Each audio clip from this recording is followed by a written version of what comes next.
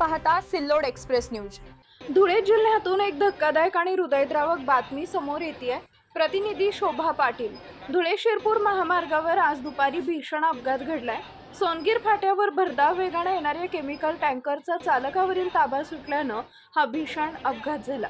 मिळालेल्या माहितीनुसार शिरपूरकडून धुळ्याकडे येणारा हा रसायनानं भरलेला टँकर अचानक अनियंत्रित झाला आणि उड्डाणपुलाखाली वाहनावर अक्षरशः धडकला। या अपघातात एकूण 6 वाहनांचा चक्काचूर झालाय।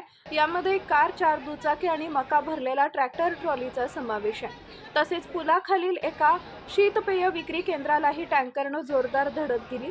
या धडकेत 3 दुचाकी थेट टँकर खाली आल्यानं त्यांचं संपूर्ण नुकसान झालंय।